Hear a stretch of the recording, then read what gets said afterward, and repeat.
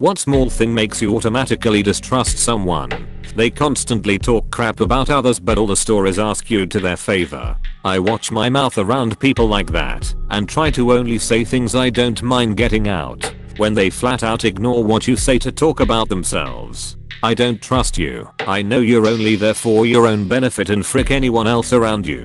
They told me not to tell anyone but never will trust someone like that. If they tell me other people's secrets they'll no doubt tell other people mine.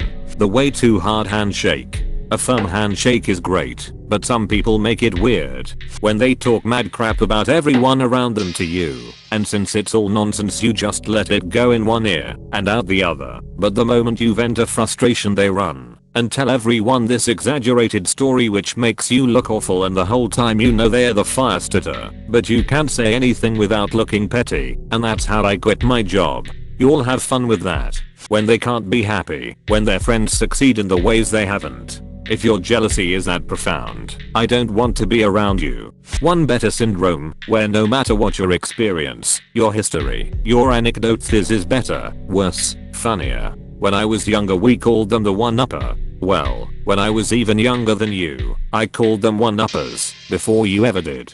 When someone borrows something and never attempts to return or mention it until you bring it up. Yeah, like money. I shouldn't have to ask for my money back. Wow, this is my highest voted reply. Thank you all. Not respecting my decision. When I say no to something small, thank you for letting me know you don't respect boundaries. Are you sure you won't have a pomegranate? Our local librarian will talk about anyone, good or bad.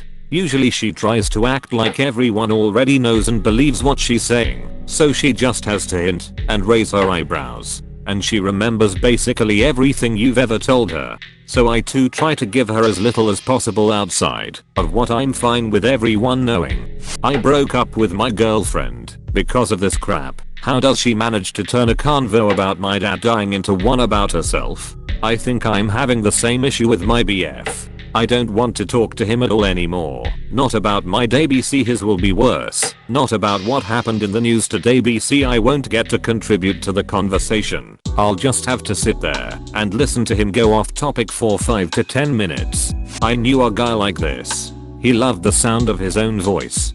He'd always steer the conversation to what he wanted to talk about and was always eager to share his opinion. If you said anything, though, he'd just kind of pause, mumble out a little yeah, and then go right back on talking again. Edit. For those of y'all who are aware of this problem and are struggling with it, try to acknowledge when someone has said something and give them a chance to speak to it. Don't just passively listen either. Be sure to ask questions. More often than not, once they've said their piece they'll go back to letting you ramble on.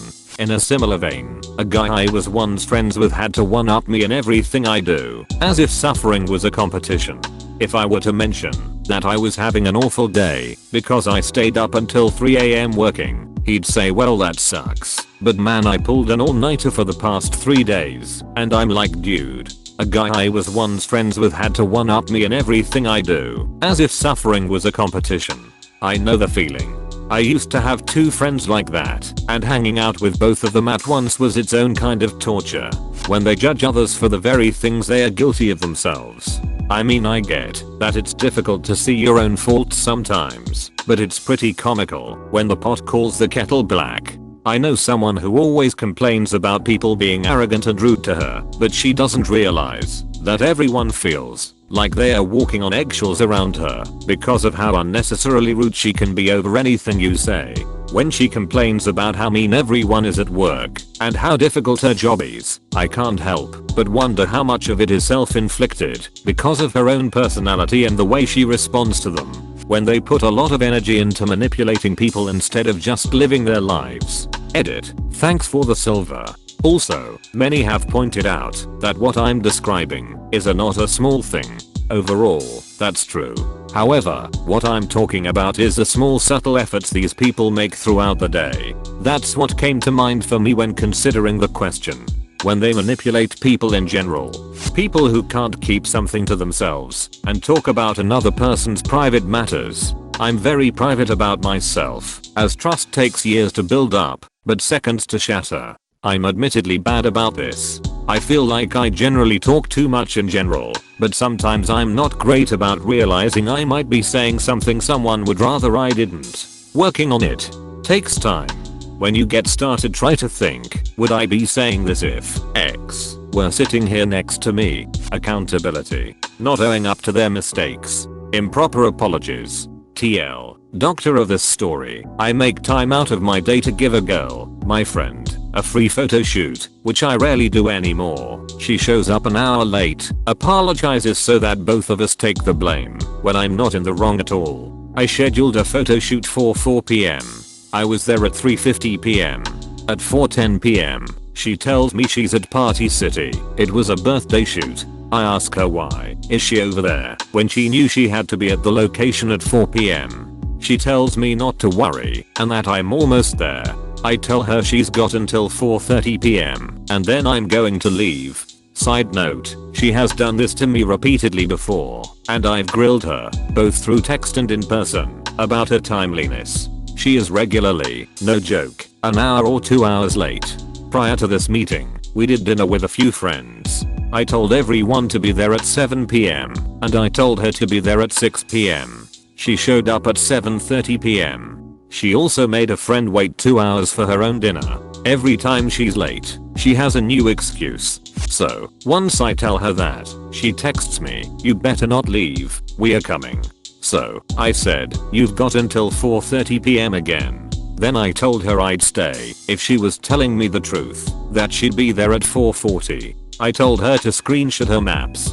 After repeatedly demanding to see her maps, she reluctantly sends me a screenshot. She'll be there at 4:50 p.m., not 4:40 p.m., like she was saying. It was 4:27 p.m. when she sent that. I have been waiting for 40 minutes. I put my car into drive and I leave. She texts me 20 minutes later asking where I am. 2 days later she says, paraphrased, "I'm sorry, but next time don't schedule it so far from me." This is why I was asking if you could shoot somewhere else at 12 p.m. So, everything is her fault, yet she doesn't even want to be held accountable for it. A half-assed apology. I told her straight up how I felt. Please tell me I'm not crazy, everyone. Please tell me that I have the right to be outraged by this complete disrespect of someone else's time. Yes, people who are always late have themselves as the number one priority at all times. I understand having poor time management skills and thinking you can get ready and get somewhere sooner than you actually can, or that occasionally stuff happens and makes you severely late. Just don't make excuses, own up to it, and update the people who are going to be waiting for you ASAP, so they waste as little of their time as possible. Really though, I think people who deflect accountability for everything are definitely the least trustworthy. They will frick other people over and tell them it's their fault. They can rationalize doing basically anything.